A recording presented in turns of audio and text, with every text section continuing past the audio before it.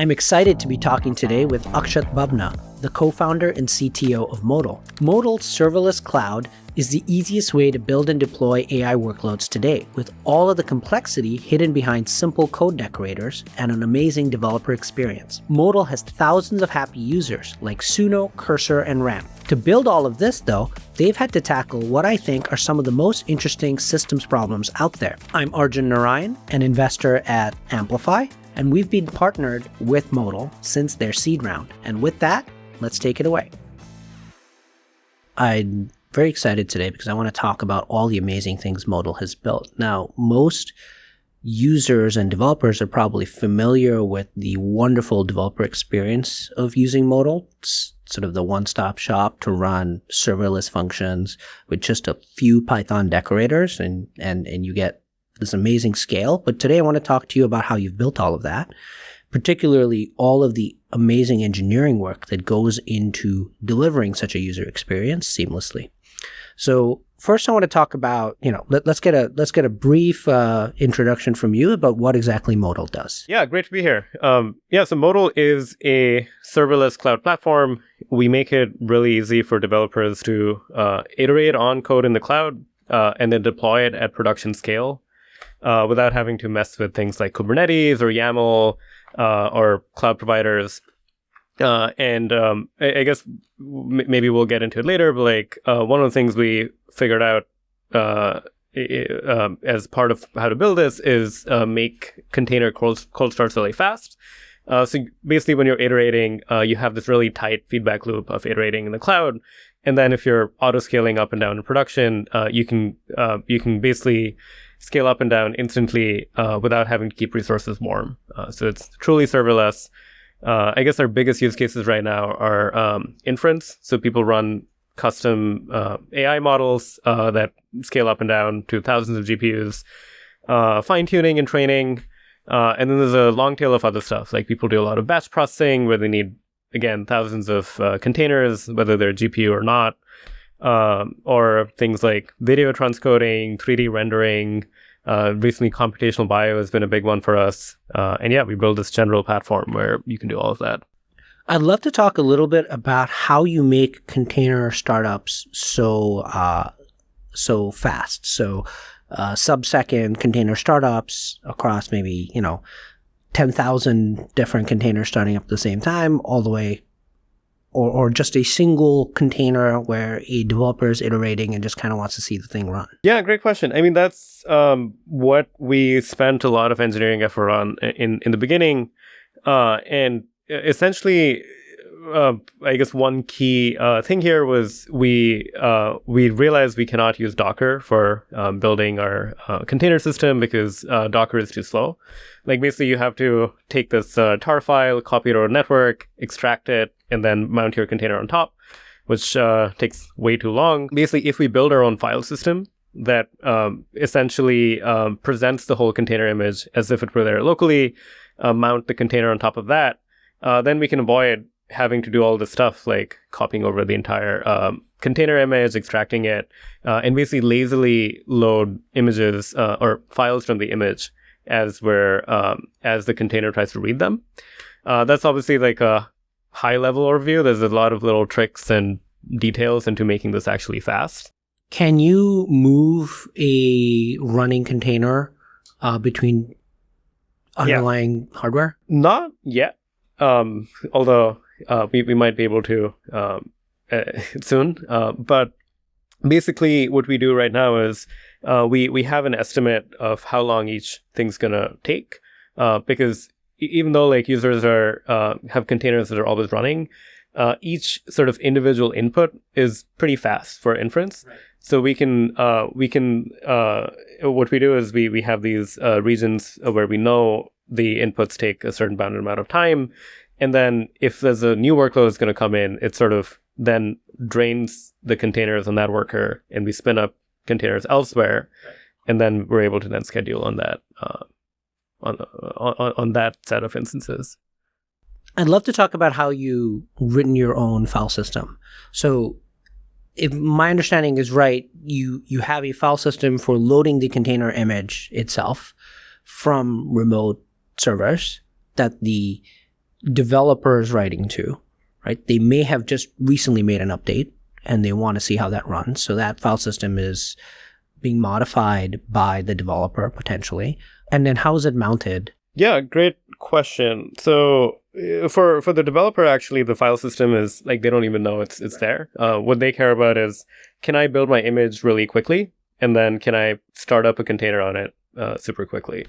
So the way it works is we use this thing called Fuse, which is file system user space. Basically, it's a way to write file system code without having to actually put it in the kernel. So that makes things a lot easier to actually build a custom file system, like actually easier than people think it would be, at least to get started.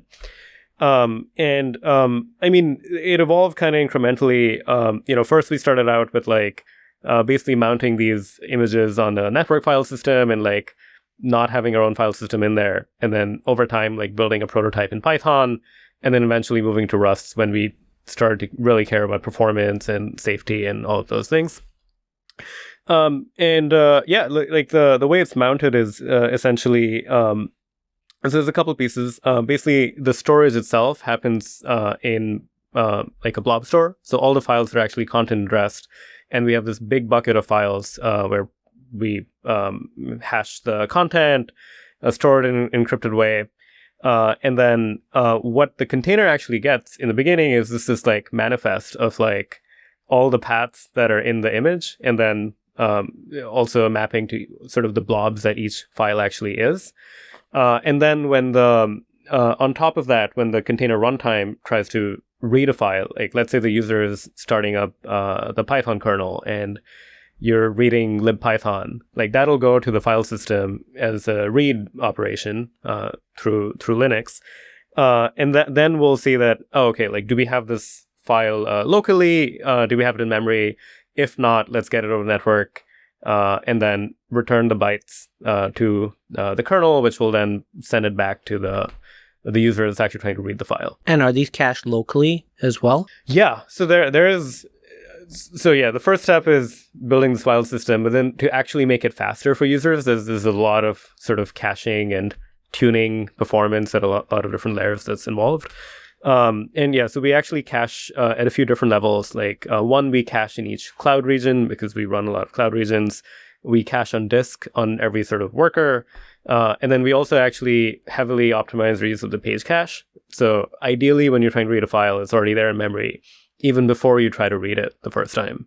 When building your file system, I don't know where I got this impression, but it's challenging to build a performant Fuse file system, is my understanding. Can you talk a little bit about the decision to write your own file system and how you went about making that performant? Actually, we started out with a prototype in Python. It wasn't even in Rust, just to have this proof of concept that this can actually work. And even there, we were actually able to get faster performance than starting up a Docker image. So that was validation in itself that even the worst thing possible you can do is still better than the status quo that we have. Everything was just incremental from there, right?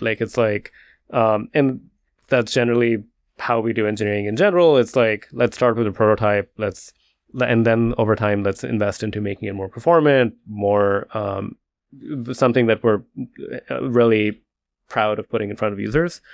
I guess we didn't anticipate how deep of a rabbit hole some of this would be with the kernel bugs and all the performance tuning you can do. But then, we got 80% of the way there pretty quickly, and then lots of stuff to make it more performant. I guess one of the things I didn't mention is the way we make containers start really fast is we basically record all the reads and file system operations you did the last time you spun up this container. And because ideally you don't want those to happen sequentially, right? If each of those is a sequential network call, that's not going to be a great experience. So we record all of that, call it a task profile. And next time we actually then preload all of those. So the user sort of then when their process is actually reading the files, it's super fast. So the stuff like that we had to do over time and was hugely impactful. But yeah, I mean, it's it's been pretty incremental. I remember a conversation with Eric in the early days of Modal, your co-founder, and he had all of these. It was a time in which GPUs were just very scarce. So you mentioned you run a lot of clouds. You might be one of the providers that has one of the largest cloud coverages that I know of. It's not just the three major clouds. So that introduces a lot of complexity in the orchestration. So can you tell me a little bit more about the complexity of running a multi-cloud service? Yeah, that's a great question. Basically, as you said, we had to go multi-cloud really early because we realized that if we can provide this aggregation layer of GPU supply, then we can make it so users don't actually have to worry about GPU quotas and caps, and they can just scale sort of infinitely.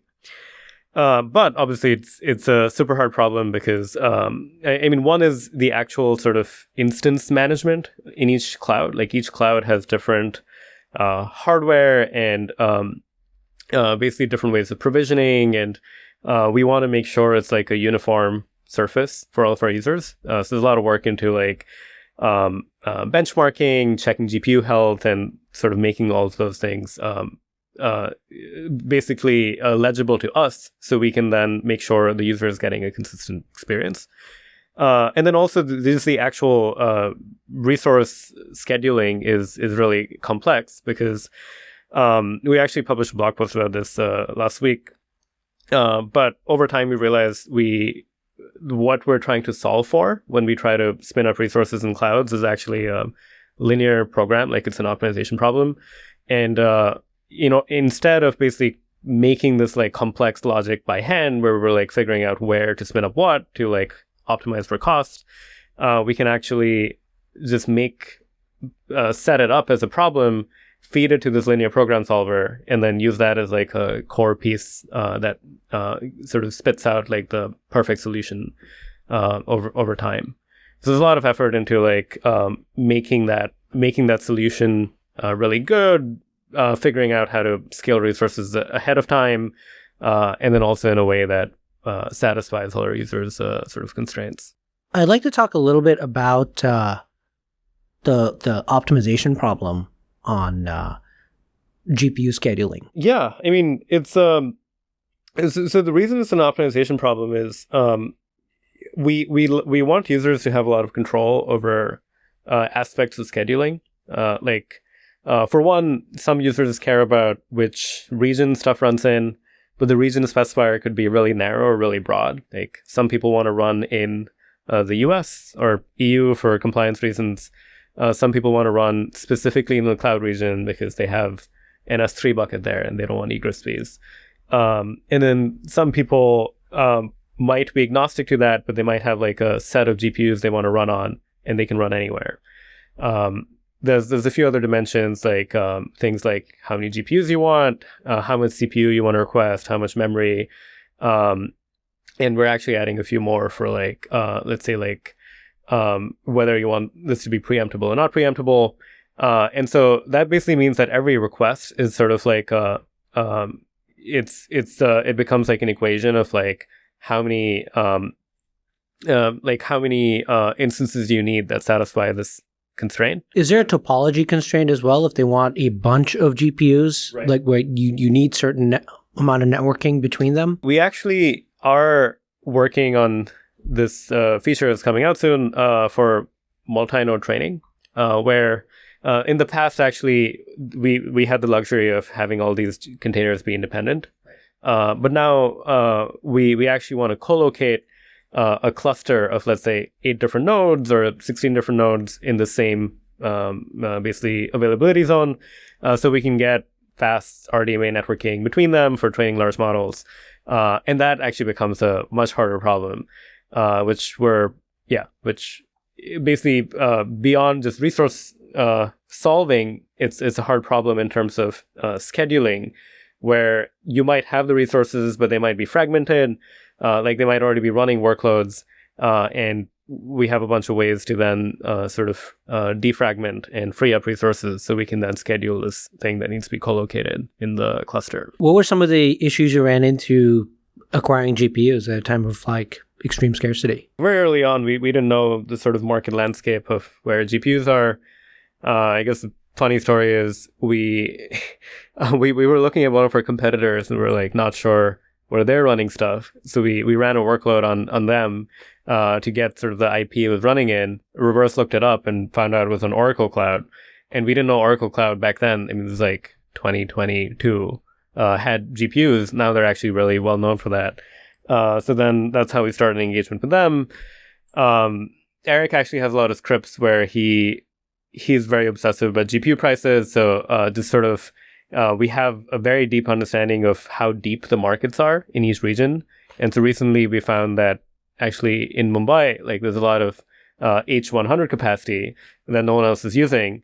So then we're able to shift our own workloads automatically to run on those. It's actually a great point because ideally, and this is what, the users want, is this facade that the cloud just has infinite liquidity and you can just spin up 100%. a container and you're just like, it's an argument. How many, it's just one argument. How many containers do you want, right? But like behind the scenes, there's actually not very much liquidity for a lot of instance types. I mean, at the end of the day, there's some physical servers. Yeah, and so what we've been doing over time is building relationships with more providers so we have access to more pools of GPUs.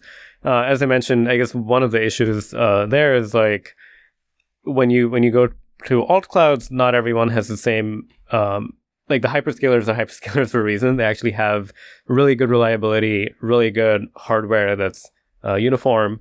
So we've had to build a lot of things like a deep understanding of what makes a GPU healthy. So like, in some of these subprime clouds, what sort of health issues do you run into and like what do you have to check for? Yeah, one of the things we've seen actually even in big cloud providers is their cooling system fails. At least that's what we suspect. So you'll see a GPU running really hot and then sort of anything that runs on that will just be way slower. So we like have our own thing that checks for that and then automatically then takes us out of circulation. We then have to manually notify the cloud provider, hey, this is not working. Recently, as we've been doing more stuff with internode networking and multi-node training, another thing that fails is the switches. And so like basically, again, like you want to know for each interconnect, basically, is that up and running? So then we have an understanding of that.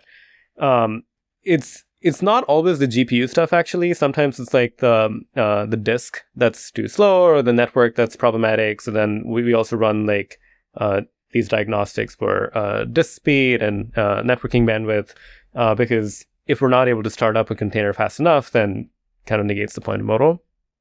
So yeah, we do all of that now.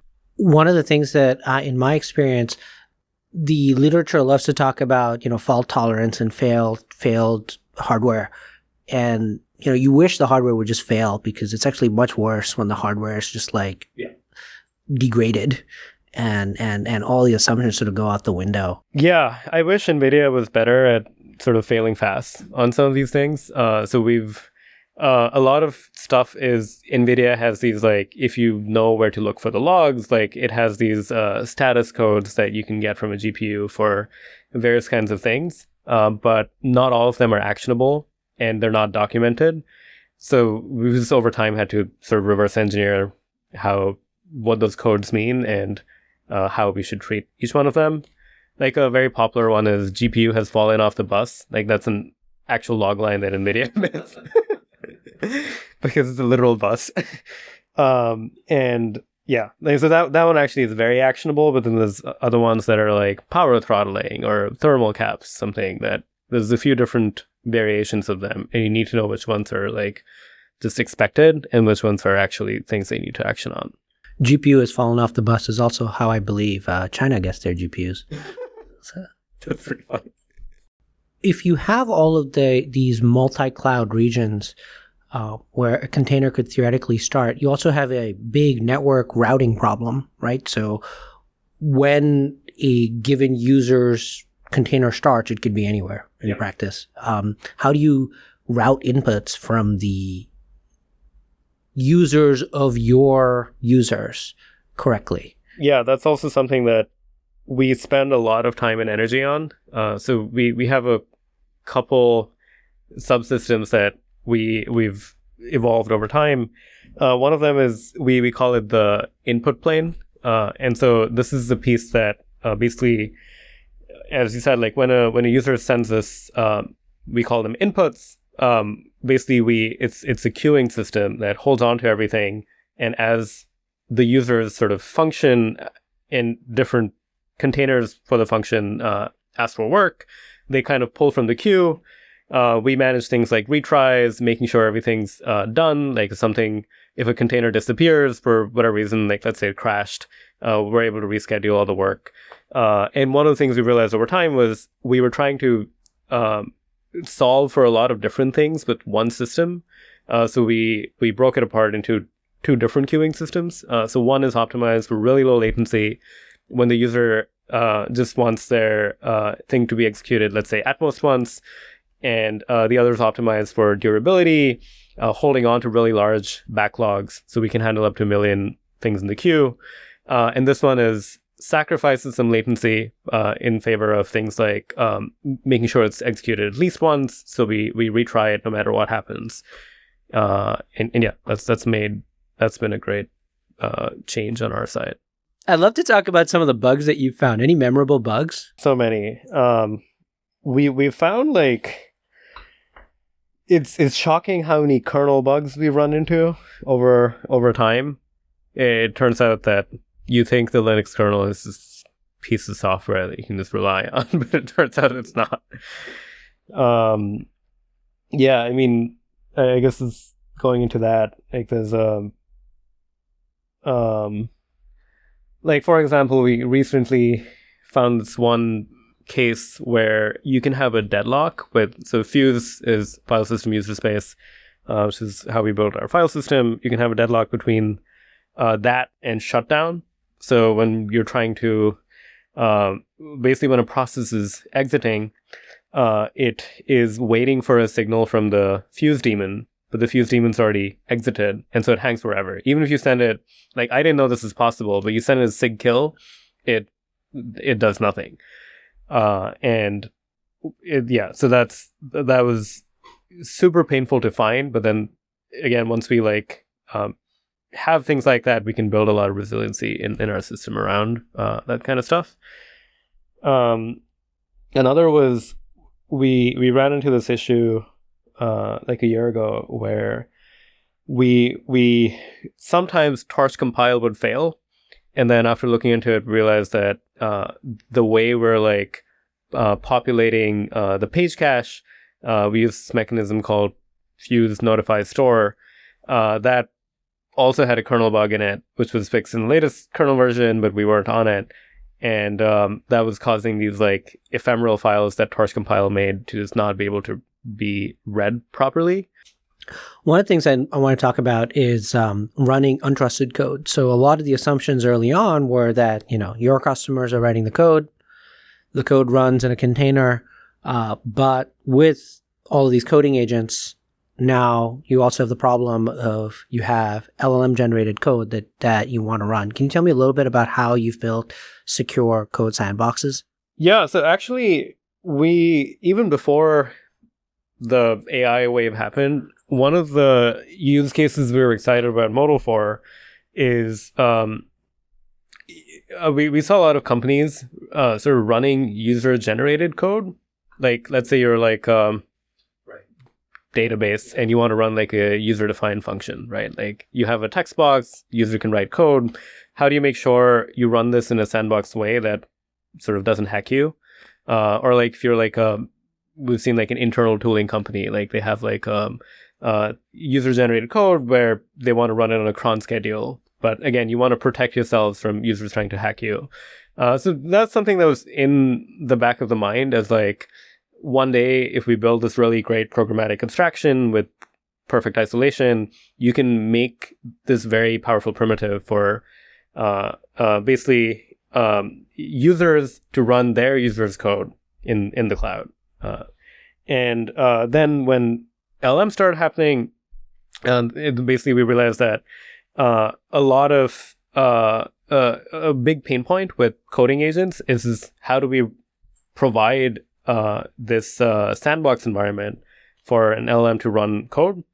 And it's not necessarily that you think the LLM will like go berserk. It's the fact that the user is prompting the LLM. So if the user is malicious, they can probably prompt inject the LLM to then try to hack your own environment. And we had all the perfect pieces for this because we already have this sandboxing with gvisor. We already have this cloud runtime where we can spin up containers programmatically really easily.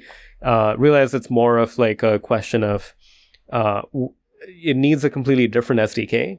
So one of the ways I explain it to people, it's kind of like Docker but in the cloud, which is what our sandbox feature is. So you can like in Python, you can define an image, you can mount storage, and you can run whatever command you want in a new sandbox. And then you have this persistent session that you can then like exec more things in.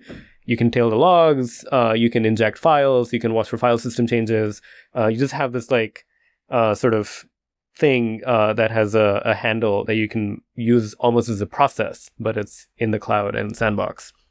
And actually, one of the things that we're working on now is like, how do we take this sandbox thing where people actually want to keep state for a long amount of time and abstract it away from users so they can basically not have to worry about like how to manage that state themselves. So one of a couple of things we're doing right now is like we can let people take snapshots of the file system. So once the agent is done running code, you can snapshot it and then restore the system, the file system state in a future invocation of the sandbox. But a cooler thing is we actually have memory snapshotting in beta. So let's say you have like processes running the snapshot in the sandbox. We can actually snapshot them and then restore the exact process memory state later. And so you can have this illusion of this agent that's living forever, but the actual underlying compute is not. How quickly can you restore all of that memory and the file system? Yeah, that's also a pretty tricky performance question. So actually, like with our image file system, the thing we realized here was that we can actually also make memory restores happen lazily. Right. So we actually kind of, instead of, again, copying the whole like memory checkpoint to local disk, we pretend it's there, we sort of mmap it in, and then when the gvisor, which is our sandbox, is trying to read it in, that's when we fetch it to our network. We can restore, I'd say, like a snapshot that's a gigabyte in less than a couple seconds. But I'm not sure of the exact numbers. One of the other challenges you have is you're dealing with a lot of multi-tenancy, and security is just very hard to do in a multi-tenant environment. And it's not just security, but performance as well. You have potentially noisy neighbors. You have also, can you talk a little bit about what you've had to do to make multi-tenancy both safe and performant? That's something we spend a lot of time thinking about. And one of the things is we use gvisor for isolating workloads. So you'll see a lot of other companies just use plain Docker, which is very insecure. Containers have huge attack surface. When I call something a container, it's actually not a container, but it's a gvisor sandbox. And gvisor is this thing that Google built, which has a similar interface as containers, but it works more like a VM, where it basically intercepts every system call, sanitizes the memory space, and provides this like sort of more provable security model. Yeah. So and then I guess even if you set up a great security model, another thing we care about is making sure that users don't have to think too much about how many resources they need if they don't want to. Like a big pain point with Kubernetes is like people having to think about memory limits and CPU limits, and you run a job and it runs to the limit and you have to like try again with a bigger limit. We actually make it so users don't have to necessarily request resources. Will just go up if we have capacity on the node. But that makes the actual resource management actually pretty hard, and this like noisy neighbor problem a little bit more difficult for us.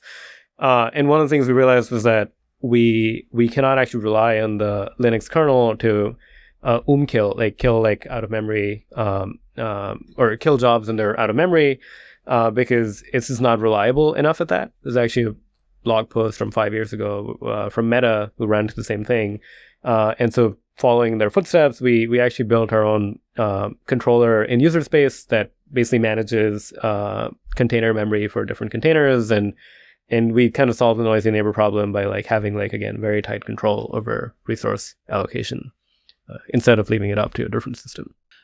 I'd love to talk more about performance. Like, what are the performance challenges, maybe the unexpected performance challenges that you faced in building Modal over the past years? I mean, if you are at the sort of file system runtime level, as you'd imagine, like there's so much tuning you can do with file systems, like tuning things like read ahead, tuning things like if you're trying to actually saturate network bandwidth, it turns out that cloud providers actually limit the bandwidth per network connection, like per 5 tuple. But if you have a bunch of connections and you manage to then saturate all of them, then you can actually, that's how you get the maximum bandwidth of the node. So doing stuff like that, as I mentioned, we think a lot about how to skip round trips to the kernel. So basically, we think a lot about how to short circuit, round trips everywhere, like to the kernel, like how can we skip an open thing, an open syscall going to the kernel itself, or how can we skip going to disk entirely and serve something from memory in the page cache. Another sort of surprising thing has been how much time we've spent on, like when you really care about tail latency, you spend a lot of time looking at like really sort of pathogenic situations in the tails, like things like you realize that SSL handshake takes a long time. So everywhere you just want to have connections warmed up in advance. Like a lot of machinery to warm up Redis connections in advance. Postgres has connection pools, but Redis people don't often care about this as much. And so we've had to build that ourselves. We've had to do a lot of tuning of like TCP, like congestion control and stuff like that. I want to talk about RDMA. Yeah. So having started from a product that's great at inference, you're now building a product for training. And one of the things about training is it's a distributed task. It's not, independent single GPU tasks. In particular, all of these training jobs pretty much require full bisection bandwidth for RDMA between all of these GPUs.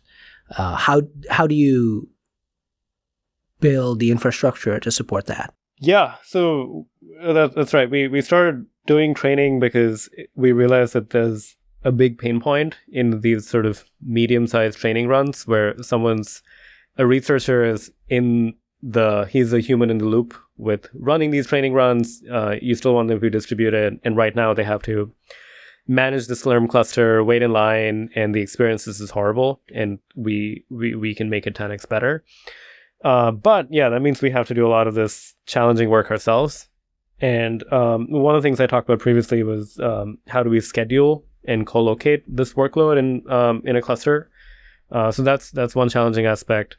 The other thing is RDMA itself it's been really hairy because one, like every cloud provider has different fabrics for how they get RDMA networking. Like some of them have InfiniBand, AWS has EFA, GCP has this TCP XO thing. And so you actually don't have visibility into like how the drivers that are running on their network cards and how they interact with their own fabric. And what they will give you is they'll give you like an image that has everything sort of set up and ready to go, which doesn't work for us because we have our own images and we like to have a lot of control over them. So we've had to actually reverse engineer a lot of like how each cloud provider sets up RDMA, like configures their NICs and sets up authentication and all of that. And Yeah, it's taken a long time, but we've finally figured it out. And I guess the other reason it's particularly challenging for us is we need to kind of do the setup every time a user workload starts. And for normally when people are running workloads, like you set it up once and then for the lifetime of the instance, like it's done. Whereas we need to like reconfigure this when a new workload starts up that might need RDMA or might not need RDMA. We also had to build our own sort of front-end networking layer on top of that, which uses IPv6, because basically you cannot like bootstrap communication with RDMA. You still need regular TCP networking between the containers, so they can then sort of handshake and then get RDMA going. And doing that in a secure way in a multi-tenant environment was pretty challenging. We built this thing that basically uses eBPF and runs this eBPF program to make sure that this IPv6 packet can only go to a different packet in your own workspace. So first, we basically give the container both this IPv6 network and RDMA networking, so they can set up this training job.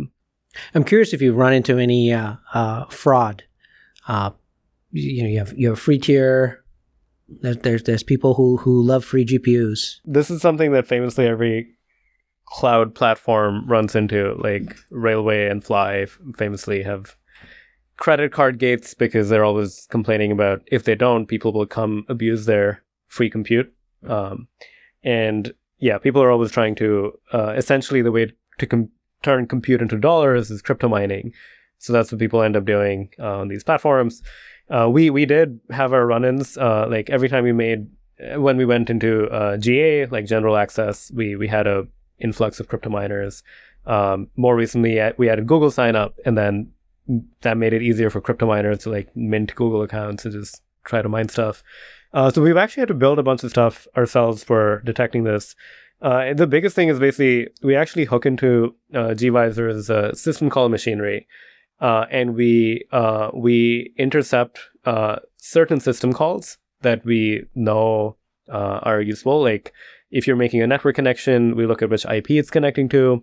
If you're running exec, we look at the signature of the binary. And based on that, we have like we have all these like fraud signatures for crypto mining programs. And over time, as we see more, we make it more comprehensive. And we've actually been able to sort of kill that problem entirely, but took a lot of engineering effort. In order to build everything that you've described, you obviously have needed to get a lot of expertise across your team. And as CTO, how do you go about either identifying the talent that you need to have all this deep systems knowledge, or perhaps training your team? How do you go about managing? Do you end up with these rabbit holes and then people just have to go off for a while? How do you deal with that? Part of what's helped us is we call it like our role is very firmly a systems engineering role. And so having this sort of identity that Modal is a systems engineering company, you've probably done this yourself. And so we attract people who are the kinds of people who want to learn more about the Linux kernel and networking and virtualization. We find like that's a different bent of engineer than like not every engineer wants to do that. Some people just want to build a lot of things quickly. Yeah, I guess one thing we've realized that's really good for us actually is doing a lot of like in-depth blog posts and talks about all the technology we've built. We find that actually is great for attracting other people who want to build similar technology. I guess another thing is it's really important to think about how to also upskill your team in like areas where we don't have knowledge. So for example, one of our engineers, Eric Zhang, he runs a systems reading group on the weekends at our office where people discuss different systems papers or they deep dive into how Postgres works. Stuff like that helps a lot in continually having people like learn things that they're not familiar with. At times we've also had to sort of have like dedicated periods of like, okay, we're gonna figure out RDMA. Like we don't know enough about it. Like what's the quickest way to like become an expert in this, right? Like who do we need to talk to? What are the resources? And if you have smart people, it works. One of the things that resonated with me about systems programming is this sort of fearlessness about just sort of chasing the rabbit hole where it goes. You start with a user problem, and you need to, otherwise you can't just build technology for technology's sake. Yeah. But the best systems programmer I know, he's just fearless about reading code. It doesn't matter. Like, if you're solving a problem, there's an underlying library, you can just read its code, and there's a compiler, you can read its code, there's a kernel, you can read its code, and it's code all the way down, right? Up until the point where it's opaque hardware driver, and you can probably still test that, right? Reverse engineer it. Right. And so that really resonates with me, that at Modal you start from the customer problem, and the way to really get good at systems is to just keep reading and keep going all the way down. Yeah, absolutely agree with that. That's been our philosophy. We've had to read a lot of kernel code, but it's paid off. Another part that's fascinating about the current state of machine learning or machine learning infrastructure or AI infrastructure is how much of this is sort of an ongoing shared project of understanding. So just like you were building this glossary, a lot of people, when you talk to, a lot of this expertise comes from the HPC world, right? So in the past decades, the high performance or the supercomputing space, they were off on their own little world. People in distributed systems do not talk to them, and they didn't talk to us, right? And they had their own way of doing things. And now suddenly there's this huge clash of cultures where suddenly we are now building things that look a lot like the supercomputers that these people have been building for decades.